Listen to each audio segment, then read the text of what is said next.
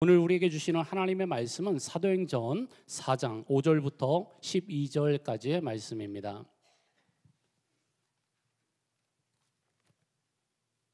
사도행전 4장 5절부터 12절까지의 말씀을 우리 한 절씩 교독하시고요. 마지막 절 함께 읽겠습니다.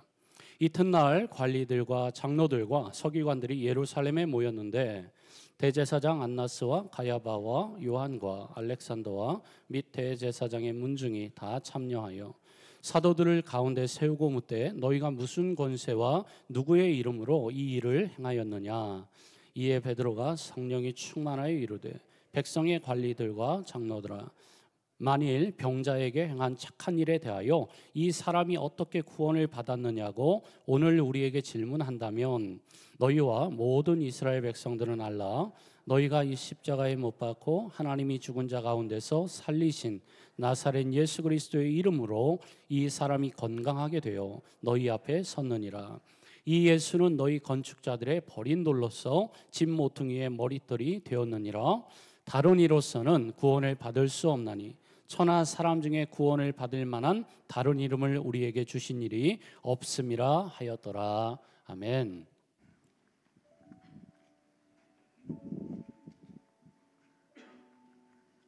할렐루야.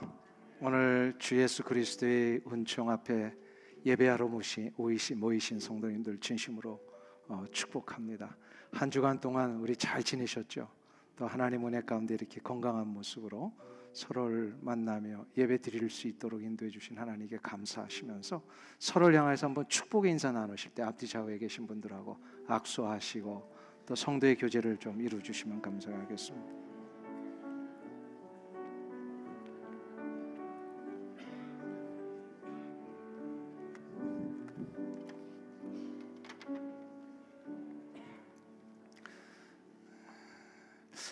광고의 말씀을 하나만 좀 첨가해서 좀 설명을 드리면, 돌아오는 이제 목요일부터 8월 우리 전교인 릴레이 금식 기도를 시작하게 됩니다.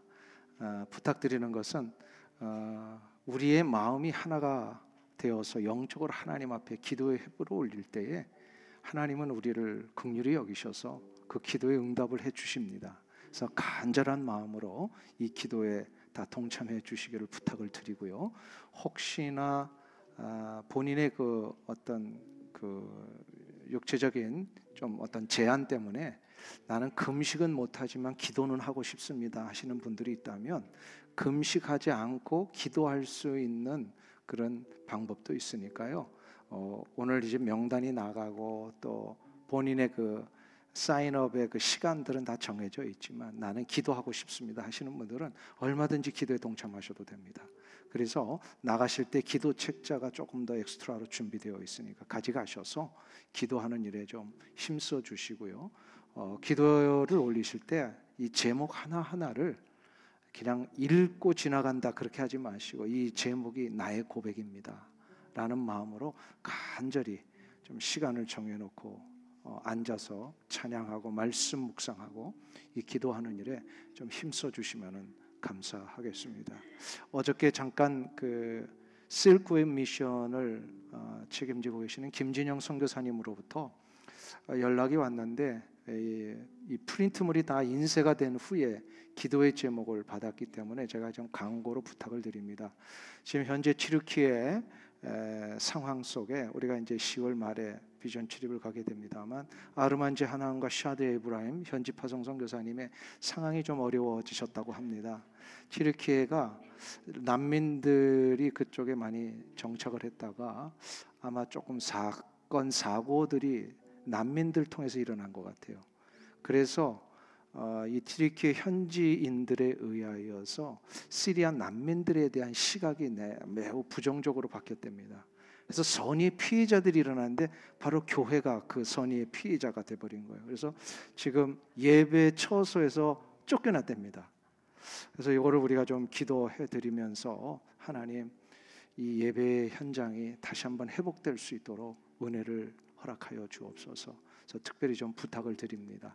이번 8월 금식 기도 동안에 아르만지 하난, 샤디 에브라임, 시리아 난민 출신들이 그 튀르키예에서 정착해서 지금 선교하고 계시는 분들인데 그분들에게 힘 주시고 또 예배의 장소가 좀 확보될 수 있도록 여러분들 꼭 기도를 부탁을 드리고 10월 말에 비전 트립을 통하여서 그 교회를 방문해서 함께 좀 위로하는 시간도 가지려고 합니다. 이를 위해서 여러분들의 많은 기도와 함께 또 트립교회뿐만 아니라 이제 그 8월 말에 아프리카 탐방이 있고요. 또 7월, 8월 중에 멕시코 비전 트립이 또 있습니다. 그리고 10월, 11월 초에 엘살바도르 단기 선교가 있습니다. 이 모든 선교 일정 속에 하나님의 강력한 역사하심이 있으셔서 정말로 풍성한 열매들이 맺을 수 있도록 여러분들 물론 이 기도 책자에 좀 다 들어가 있습니다만 혹시나 그 빠진 내용이 있기 때문에 여러분들 기억하셔서 이번 8월 한 달 동안 기도하는 일에 좀 그 제목을 올려 주시기를 간절히 부탁을 드립니다. 예, 제가 뭘 하나 빠뜨린 것 같은데요. 박형환 장로님 가정이 지난 목요일 날 장례를 잘 마치셨고요. 또 우리 가정의 그 귀한 아들들도 우리 참여를 했는데 박기업, 박기원 형제들도 같이 부모님 예배하는 이 자리에 왔어요. 우리 두 사람 일어나면 우리 한번 박수로 환영하겠습니다. 주님의 이름으로 환영합니다. 예, 이제는 앉으셔도 되고요. 우리 교회 유스그룹에서 자랐던 청년들인데 이제는 장성해서 이제 바깥에서 생활하다가 이렇게 찾아왔습니다. 주님의 이름으로 환영하고요. 또 귀한 상을 당하신 그래서 모든 장례를 마치신 우리 장로님 가정에 하나님의 위로와 평안이 함께 하시기를 간절히 소망합니다. 예, 오늘 함께 나누실 말씀은 담대한 대응이라고 하는 이 제목으로 좀 함께 나누려고 합니다. 지난주에 우리는 사두개인들을 중심으로 한 사내들인 공의회에서 종교 지도자들이 사도 베드로와 또한 요한을 죽이기 위해서 두 가지 질문을 던진 내용을 살펴보았었습니다. 그 질문은 두 가지였죠. 나면서부터 걷지 못했던 장애인이 어떻게 이 기적이 일어난 것에 대하여 누구의 허락을 받고 이 기적을 일으켰느냐라는 질문과 또한 어떤 이름으로 이 기적을 행했느냐라고 하는 두 가지 질문이었습니다. 이것은 사도 베드로와 요한이 어떠한 대답을 할지를 미리 알고서 이 사도들을 신성모독과 이단으로 몰아 죽이고자 하는 덫이었습니다. 그러나 사도 베드로와 요한은 저들이 놓은 덫에 죽게 될 것을 알았음에도 불구하고 담대하게 예수 그리스도의 이름으로 이 기적이 일어난 것이다. 이렇게 담대하게 대답을 합니다. 오늘 10절을 한번 보세요. 거기 보시면 너희와 모든 이스라엘 백성들은 알라 너희가 십자가에 못 박고 하나님이 죽은 자 가운데서 살리신 나사렛 예수 그리스도의 이름으로 이 사람이 건강하게 되어 너희 앞에 섰느니라. 담대하게 예수님을 선언합니다. 이 대답은 종교 지도자들이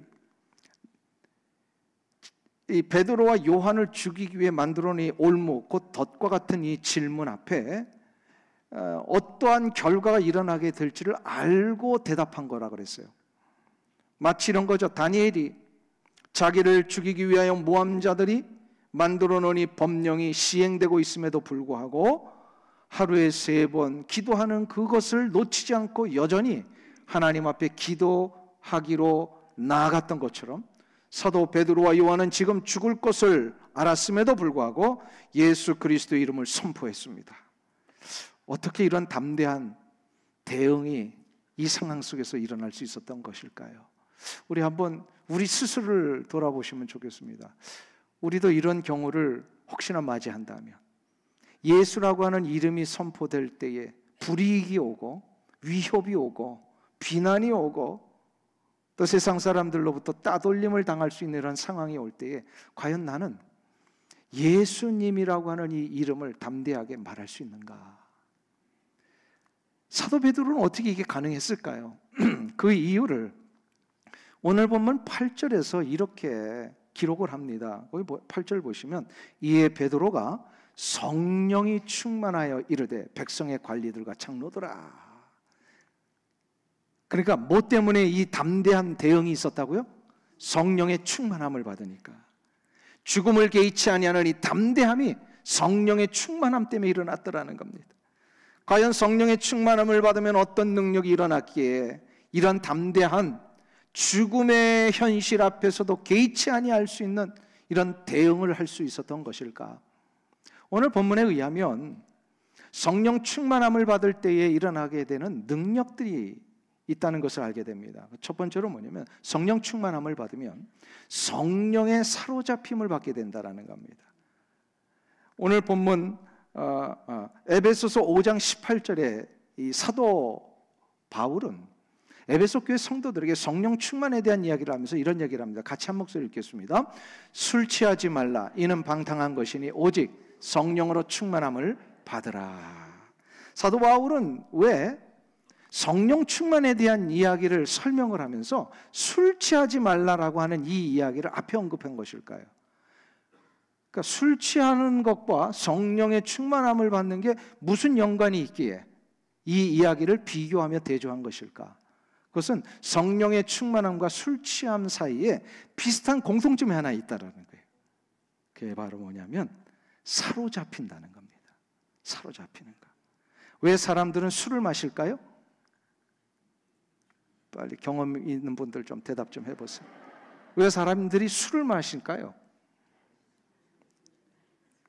예를 들어서 이런 겁니다. 수줍음 많은 청년이 사랑하는 대상 앞에 자기의 마음을 고백을 못하니까 왜 술을 먹고 이거를 고백을 합니까? 술의 힘을 빌리는 거예요. 왜 사람들은 비즈니스가 잘 풀리지 않을 때 상대방을 술자리로 불러내어서 대화하려고 할까요?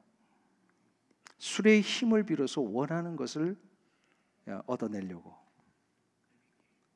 왜 사람들은 밤잠을 이루지 못하는 절박한 상황과 고민 앞에 술을 먹으려고 할까요? 술의 힘을 빌어서 자기의 무거운 짐을 좀 잊어버리거나 내려놓고 싶어서 그렇습니다. 그 이유와 원인은 다를지라도 사람들은 술의 힘을 빌려서 문제를 해결하고 싶어 합니다. 술의 힘을 빌린다는 게 무슨 뜻이죠? 그 술의 지배를 받고 싶은 거예요. 술의 힘을 빌린다는 것은 지배를 받고 싶은 겁니다. 인간은 누구의 지배를 받느냐에 따라 그의 인생의 가치와 방향이 달라집니다. 술의 지배를 받으면 술의 가치밖에는 살지 못합니다. 그러나 전능하신 하나님의 지배를 받고 사는 자는 하나님의 그 놀라우신 가치와 영원한 생명의 방향으로 나가게 되어 있습니다. 그래서 하나님의 지배를 받는 것은 사도 바울의 표현에 의하면 이게 성령의 충만함을 받는 겁니다. 그러니까 하나님의 지배를 받고 하나님이 주시는 놀라운 생명의 역사와 영원한 가치를 붙들고 살기를 원한다. 그러면 성령 충만함을 받아야 돼요. 그래서 사도 바울이 에베소서 5장 18절에서 술 취하지 말라 이는 방탕한 것이니 오직 성령의 충만함을 받아라. 술의 힘을 빌어서 살지 말고 오직 성령의 힘을 통하여 그 성령이 지배하시는 대로 순종하며 나갈 때 우리의 삶의 능력이 시작이 된다는 거예요. 믿으십니까? 술 취함은 일시적인 위로나 흥분을 주지만 성령의 취함은 영원한 위로와 평강을 줍니다. 우울증에 걸린 사람이 술에 취하면 그것은 자살을 일으키지만 성령 충만을 받으면 새로운 회복과 삶의 소망을 얻게 됩니다. 술에 취한 사람이 누군가를 미워하면 어떻게 될까요? 술김에 막 사고칩니다. 살인이 일어납니다. 그러나 분노가 있고 미움이 있었던 사람이 성령 충만함을 받으면 어떻게 될까요? 모든 이가 용서가 되고 사랑스러워집니다. 그래서 성령 충만을 받으면 전에는 이런 모습이 아닌데 성령 충만함 때문에 용서하지 못할 사람이 용서가 되고 성령 충만을 받으면 전에는 그렇게 이 상황이 일어나기만 하면 분노가 조절이 안 되고 막 참지 못해서 막 어쩔 줄을 몰라 하던 내가 성령 충만 받고 나니까 이 상황 앞에 느긋해지고 인내가 되고 그 모든 상황을 견딜 수 있게 되더라는 거예요. 성령 충만함을 받으면 그래서 내 삶이요 소중해지고 감사히 여겨집니다. 옛날에는 막 불평, 불만, 내가 가진 거에 대해서 정말 못마땅하게 여겼던 사람이요, 성령 충만함을 받으니까 가치관이 달라지잖아요. 생명의 능력과 영원한 삶의 방향이 딱 정해지잖아요. 그러니까 감사가 일어나는 거예요. 내 상황과 여건에 대해서. 이게 바로 성령의 지배를 받는 자의 모습이에요. 성령의 지배를 받는 거, 이게 바로 성령에 사로잡힌 자의 모습입니다. 이게 성령 충만함을 받으면 이 능력이 일어나요. 근데 두 번째로 성령 충만함을 받으면 어떤 능력이 시작이 되냐면 두려움이 사라지고 내 입에서 담대한 믿음의 말이 선언되어집니다. 사내들인 공회는 대제사장의 뜰에서 이루어졌었습니다. 초대교회 당시의 대제사장은 가야바였습니다. AD 13년까지 당시의 대제사장은 바로 안나스였는데 로마 정부는 그가 마음에 안 들었는지 무슨 이유인지는 정확하게 모릅니다만 그를 직위 해제시켜버리고요, 그의 사위였던 가야바를 대제사장직에 임명을 합니다. 그래서 AD 15년부터는 이스라엘 공동체의 사내들인 공회 최고 의장이 가야바였어요. 대제사장으로. 그래서 그 시절에 가야바가 대제사장이었기 때문에 예수님도 십자가에 달려 돌아가시기 전에 신문 받았던 그 대제사장이 가야바고 그 가야바의 뜰에서 이루어진 거예요. 근데 베드로가 바로 그 뜰에서 2달 만에 다시 신문을 받고 있는 겁니다. 2달 전에 어떤 일이 있었어요? 그 뜰에서 베드로가 신문 받고 계시는 예수님을 저 멀찌감치 쳐다보면서 자기도 위험해지니까 어떻게 했어요? 예수님 부인하고 예수님을 저주까지 했던 그 뜰이에요. 그 뜰에서 지금 2달 만에 신문 받기 위해 베드로가 서 있습니다. 한번 생각해 보세요. 베드로의 마음이 어떻게 됐을까요? 2달 만에 또다시 섰는데 아마 만감이 교차되지 않았을까요? 그 부끄러웠던 말들, 자기가 했던 그 표현들, 얼마나 그의 마음속에 사무쳤을까요? 그런데 지금 베드로는 2달 전의 베드로가 아닙니다. 그는 예수님의 십자가와 부활을 직접 목격한 자요, 주님의 승천 후에 놀라운 성령의 체험과 충만함을 입은 자가 되었습니다. 그러니까 베드로가 달라진 거예요. 달라진 베드로에게는 더 이상 두려움의 모습이 찾아볼 수 없고요, 오히려 그 입에서는 담대한 믿음의 말들이 선언되어지기를 시작을 합니다. 그래서 8절이 그거를 가르쳐 주는 거예요. 거기 보시면 8절에 이에 베드로가 성령이 충만하여 이르되 백성의 관리들과 장로들아, 담대하게 사내들인 공회에서 자기를 신문하는 자들을 향하여 오히려 선언을 하는 거예요. 나를 신문하는 저들에게요, 잘 들으시오, 이렇게 얘기를 한 거예요. 잘 들으라고. 전에 같으면 뭐예요? 막 자기 변명하고 막 두려워가지고 도망칠 생각만 했던 베드로, 관리들과 장로들아 잘 들으시오, 담대한 선포를 합니다. 그리고 여기서 끝나지 않고요, 9절부터 12절에서 자신의 이 담대한 믿음의 내용들을 저들에게 선포를 합니다. 우리 한번 보실까요? 9절부터 12절까지 저하고 한 절씩 교독을 좀 하시면 좋겠어요. 만일 병자에게 행한 착한 일에 대하여 이 사람이 어떻게 구원을 받았느냐고 오늘 우리에게 질문한다면,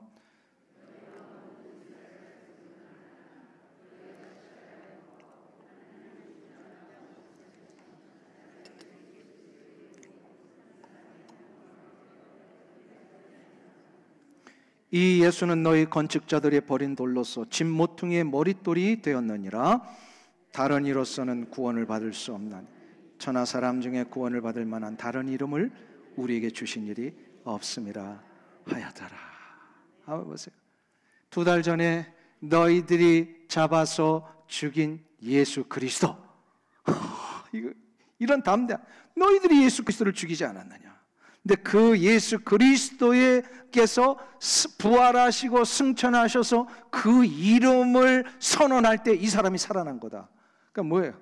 저들이 죽였지만 예수님 살아나셨고 지금도 역사하신다는 거예요. 예수, 예수, 예수, 예수를 담대하게 선포를 합니다. 베드로 사도가 어떻게 이런 담대한 믿음을 할 수 있었다고요? 성령 충만함을 받았기 때문입니다. 누가복음 12장 11절부터 12절에서 주님이 약속을 하나 해주셨어요. 우리 같이 한번 보실까요? 같이 읽겠습니다. 사람이 너희를 회당이나 위정자나 권세 있는 자 앞에 끌고 가거든 어떻게 무엇으로 대답하여 무엇으로 말할까 염려하지 말라. 마땅히 할 말을 성령이 곧 그때에 너희에게 가르치시리라 하시니라. 할렐루야. 성령 충만함을 받으면 성령님께서 그 상황에서 가장 맞는 말을 할 수 있도록 역사하신다는 거예요.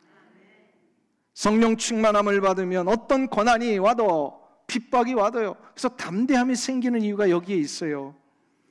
보통 사람들이 견디지 못하는 그런 상황 가운데 하나가 이런 거 아닐까요? 누구로부터요? 자존심 상하는 말 들을 때, 누구로부터 모욕적인 상황과 그 어떤 말을 들을 때, 보통 사람들이 그거 참 견디기 힘들어 합니다. 그래서 잘못하면 뭐가 되죠? 폭발합니다. 요즘 말로 폭발이 뭐라 그래요? 네, 뚜껑이 열린다. 이렇게 얘기를 해요. 그러니까 이런 상황이 오면요, 이게 조절이 안 되는 거예요. 막 화가 나고 분노가 일어나고. 그런데 베드로가 그런 사람이었잖아요. 얼마나 다혈질입니까? 화가 나니까 칼 빼들고 그냥 상대방의 귀를 잘라버릴 정도로 이게 다혈질이고, 이 뚜껑이 열리는 거 해결을 못했던 그런 기질의 사람. 그런데 베드로가 그걸 다 받고 이제는 오히려 그게 문제가 아니라 담대하게 예수 그리스도의 이름을 선언을 해요. 예수 그리스도의 이름을. 성령 충만을 받으면 어떤 핍박도 견디고요, 어떠한 굴욕적인 상황도 이겨냅니다. 그래서 우리 그리스도인들이 이 세상을 사는 동안 승리하는 비결은 이를 악물고 싸우는 게 아닙니다. 내 안에 역사하시는 성령님의 인도하심을 붙들고 성령님이 주시는 능력에 힘입어서 우리는 믿음의 말을 선포하는 겁니다. 아무리 내 안에 두려움이 전에는 이런 문제 때문에 해결이 안 됐어도 성령님께서 역사하시니까 이 두려움의 문제가 해결되게 하시고요, 강한 믿음과 용기가 일어납니다. 그래서 두려움의 반대말은 믿음이라고 할 수가 있어요. 두려움의 반대말은 믿음이에요. 성령의 충만함을 받으면 믿음의 말이 나옵니다. 그 사람이 성령 충만함을 받았는지 알려면 그래서 그 입에서 나오는 말이 무엇인지를 보면 합니다. 여러분들 같으면 이런 상황, 이런 어려운 상황에서요, 예수 그리스도라고 하는 이름이 자신 있게 나올 수 있습니까? 믿지 않는 수많은 사람들 만남 속에서, 또 비즈니스를 할 때에 믿지 않는 사람 어떻게든 설득해서 이 비즈니스를 이뤄내야 되는 이런 어렵고 힘든 상황 속에서 담대하게 예수 그리스도 믿는 자입니다, 여러분들 이거 밝히실 수 있어요? 그리고 여러분의 입에서 내가 이렇게 된 거, 이러한 결정과 이런 지혜가 생긴 거 예수님이 주셨기 때문입니다, 이렇게 밝히실 수 있으세요? 이것이 되기 위해서는 어떻게 되냐? 성령 충만함을 받아야 돼요. 오늘 아멘 못하신 분들은요, 아하, 성령 충만이 지금 안 되고 있구나. 이건 구원의 문제하고는 좀 다른 거예요. 다 구원받은 분들 가운데도 안 되는 분들이 있어요. 왜냐하면 성령 충만함의 역사를 체험하지 못했기 때문에 그래요. 성령 충만함을 받으면 반드시 성령의 열매가 맺힙니다. 성령 충만함은 곧 성령의 열매로 나타나는데, 성령의 열매는 9가지로 이렇게 축약이 되어 있죠. 우리 한번 그 기억을 떠올리면서 한번 그것이 뭔지 암송을 해볼까요? 9가지 성령의 시작. 사랑과 희락과 화평과 오래 참음과 자비와 양성과 충성과 온유와 절제니. 이거 가만 보세요. 이 9가지의 그 성령의 열매의 그 공통점이 뭡니까? 공통점이 있어요. 다 이게 인격적인 열매라는 거예요. 그 사람의 성품과 관계된 거예요. 그 사람의 기질이 그렇게 나타난다라는 거예요. 아하, 성령 충만함을 받으면 내 내면의 인격과 성품이 그대로 이 9가지 열매로 나타나게 되는구나. 내 안에 사랑과 희락과 화평과 오래 참음과 자비와 양성과 충성과 온유와 절제라고 하는 이 성품이 시작이 된다는 거예요. 근데 그것이 사람들 앞에 보여지는 증거가 뭐예요? 이것이 내 안의 성품으로 이제 되었는데 이것이 바깥으로 나타나는 증거가 있어요. 그게 바로 입술의 말입니다. 그래서 그 내면의 그분의 성품이 곧 그분의 말로 나타나게 되어 있습니다. 말은 그 내면의 열매예요.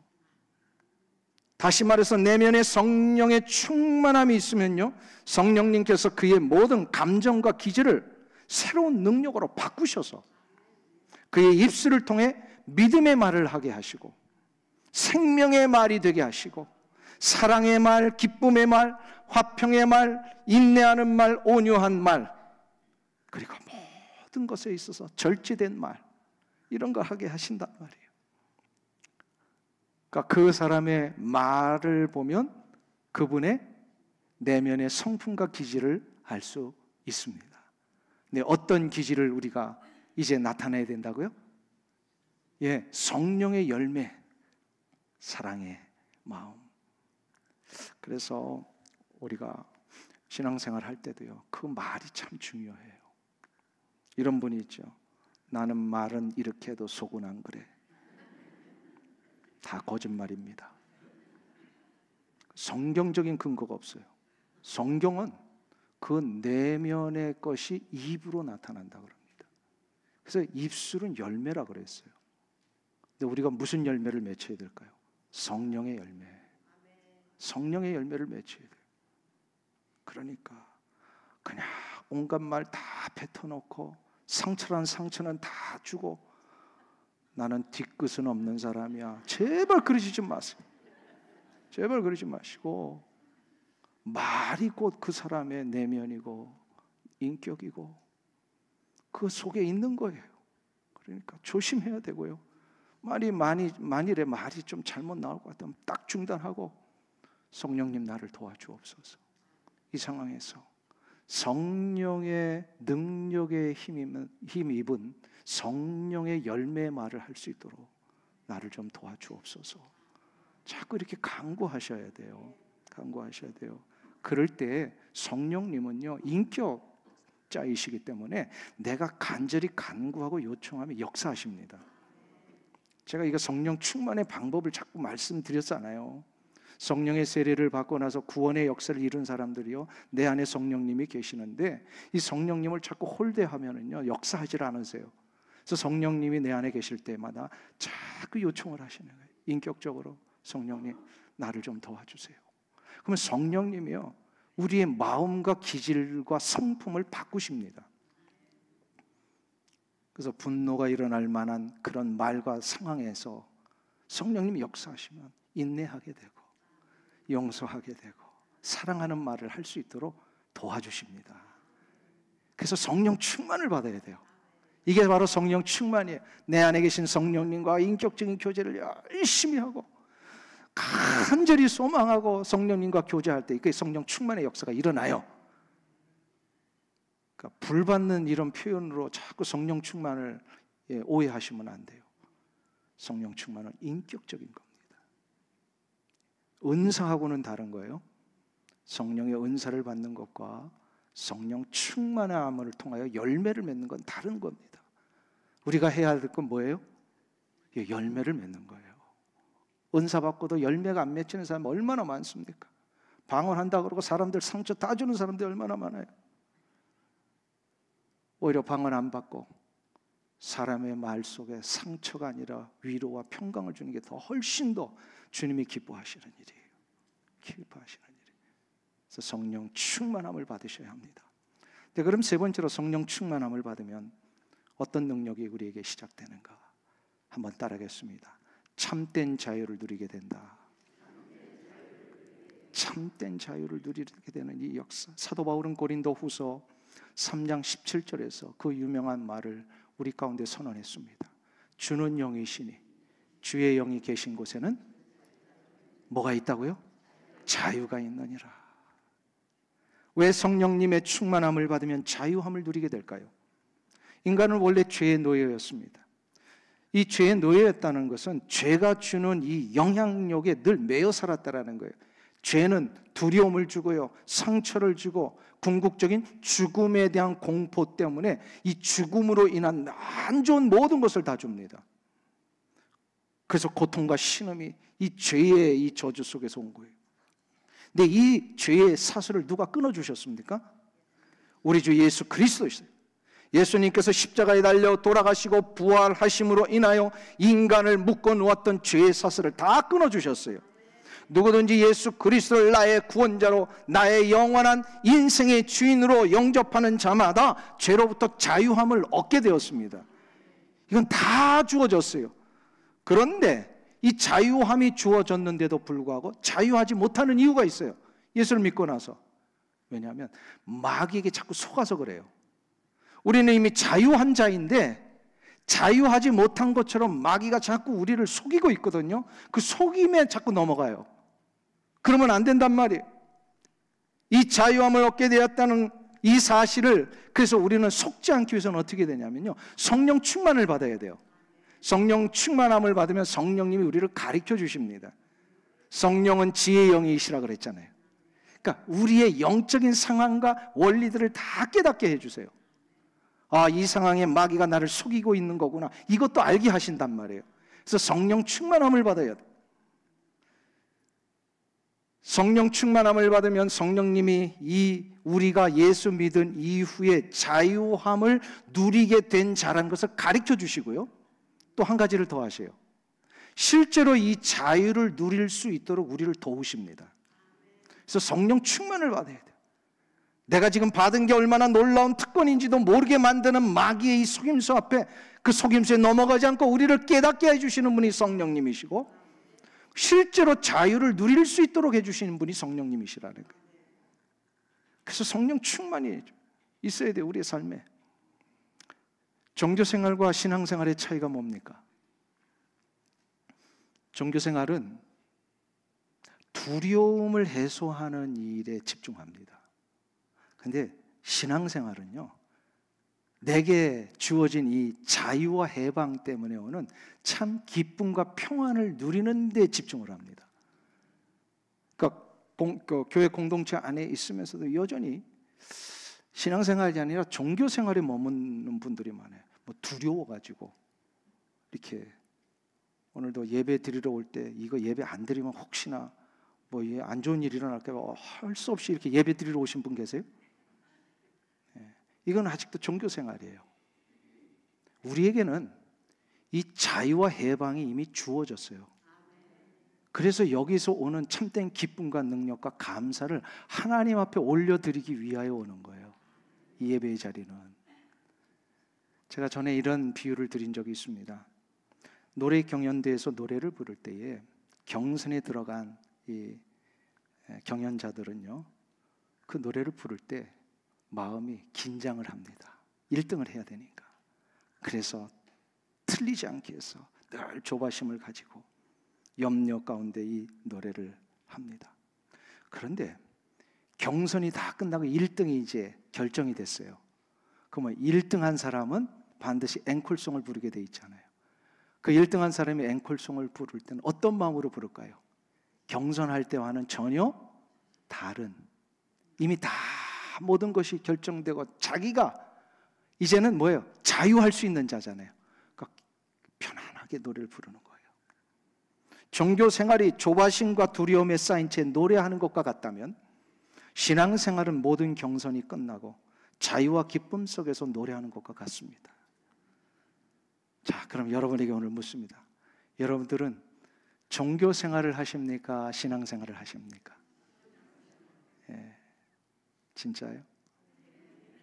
예. 여러분은 종교 생활입니까? 신앙 생활입니까? 이것을 분명하게 하려면 내가 진짜 자유하고 있는 자인가? 죄의 위협과 고통과 영향력으로부터 내가 이제는 진짜 해방되어서 하나님이 보장해 놓으신 그 성령님이 늘 가르쳐 주시고 인도하시는 평강과 기쁨을 누리고 있는 자인가? 성령 충만함을 받으면 두려움이 사라지고 자유함을 얻습니다.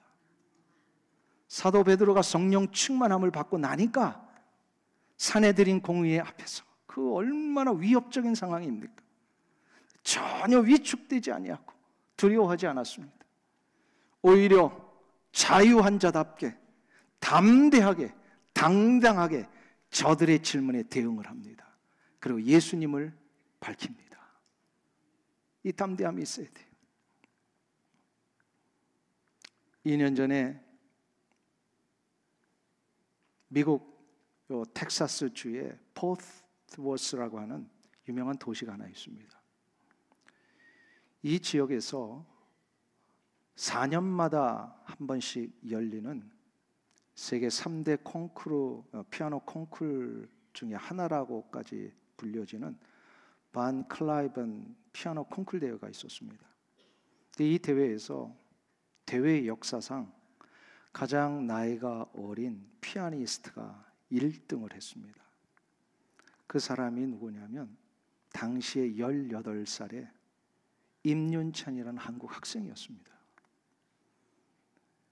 이 임윤찬 학생은요, 집안이 부유해서 음악을 한 사람이 아니에요. 동네 피아노 학원 출신이에요. 그래서 집안이 뭐 배경이 좋아가지고 끝까지 음악의 정상에 올라간 것도 아닌데 아주 놀라운 이 1등을 하니까 모두가 다 놀란 거예요. 이 대회 후에 세계 유수의 전문 음악가들이요, 이 임윤찬 학생을요 100년에 한 번 나올 수 있는 놀라운 재능과 영감의 피아니스트다 이렇게까지 칭송을 합니다. 이제 지금은 2년 후에 세계적인 피아니스트가 됐어요. 제가 우연히 그분이 결승에서 연주했던 라흐마니노프의 그 피아노 협주곡 실황을 나중에 보게 되었습니다. 제가 이때 그 피아노 연주하는 것을 보면서 눈물이 나기는 처음이에요.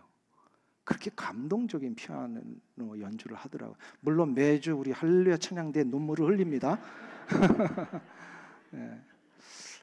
근데 그런 세속적인 음악회에서 그 하는 연주를 그것도 그냥 그 방송으로 보았는데 참 감동이 있었어요. 임윤찬이라는 학생이 어떻게 그 어린 나이에 이토록 놀라운 연주를 하는 세계적인 피아니스트가 된 것일까 궁금했는데요. 그가 어떤 한 매체와의 인터뷰 중에 고백했던 한마디 때문에 제가 그 궁금증이 풀렸습니다. 기자가 임윤찬 학생에게 묻습니다. 세계적인 피아노 콩쿠르 대회에서 우승한 소감이 어떻습니까? 이렇게 그 학생이 대답을 했어요. 저는 콩쿠르에 나가는 것보다 깊은 산 속에 들어가 하루 종일 피아노를 치고 싶습니다. 그 얘기를 해요. 남들은 그런 콩쿠르 대회에 한번 나가는 것이 정말로 일생일대 한번 가질까 말까 하는 그런 소원이기도 하고요. 그런데 나가서 자신의 실력을 검증받고 그래서 많은 이들로부터 좀 찬사도 받고 싶은 것이 대부분의 마음 아니겠습니까? 근데 임윤찬 학생은요 별로 그것에 관심이 없었다라는 뜻입니다. 그가 진정 하고 싶었던 것은 피아노를 아무런 제한 없이 조건 없이 그냥 자유롭게 치고 싶다는 거예요. 제가 이것을 들으면서 내 나름대로 이런 결론을 내렸습니다. 자유한 자를 무언가에 매여 있는 자가 결코 쫓아올 수 없구나. 자유함을 누리는 자만이 참된 능력을 발휘할 수 있습니다. 화려한 무대, 청중들의 박수, 사람들의 칭송에 매여 있으면 자유함이 없습니다. 우리 인생에 있어서 최고의 연주가 뭘까요? 매 주일마다 하나님 앞에 올려드리는 이 찬양 아닐까요? 이것은 오직 자유한 자만이 할 수 있습니다. 신앙생활도 마찬가지입니다. 내가 가고 있는 이 믿음의 길, 하나님을 섬기며 이 세상에 허락하신 일들을 감당하며 살아갈 때에 그 속에서 자유함을 누리는 자만이 참된 능력을 발휘할 수 있습니다. 억지로 하면 능력이 일어나지 않습니다. 자유한 자만이 기쁨을 누릴 수 있고 감격을 전할 수 있고 영향력을 행사할 수 있습니다. 이 자유함은 내가 만들어낼 수 있는 게 아니에요. 자유함은 성령의 충만함을 받은 자가 얻는 축복입니다. 사랑하는 성도님 여러분, 주의 영이 계신 곳에 자유가 있습니다. 성령의 충만함을 받으십시오. 여러분이 봉사하고 섬기는 이 교회의 현장에서, 땀 흘려 일하는 여러분의 생업의 현장에서, 또 함께 사랑하며 이루어가는 여러분의 가정의 현장에서 자유함을 누릴 수 있는 이 비결, 그 현장에 성령 충만함을 받은 내가 설 때에 자유함의 능력을 발휘할 수 있습니다. 이 은혜가 있길 주의 이름으로 축원합니다. 기도하겠습니다. 자비하신 아버지 하나님, 성령 충만함을 받는 자만이 두려움을 이기고 자유함을 얻는 줄로 믿습니다. 어떤 상황이 올지라도, 어떠한 위축되는 환경과 위협적인 말들과 관계가 일어날지라도 두려워하지 말고 위축되지 말고 우리 주 성령님의 인도하심을 붙들고 이 상황을 성령의 열매를 맺으며 살아가는 우리의 삶이 되게 하여 주옵소서. 자유한 자에게 능력이 일어날 줄 믿습니다. 예수님의 이름으로 기도하옵나이다. 아멘.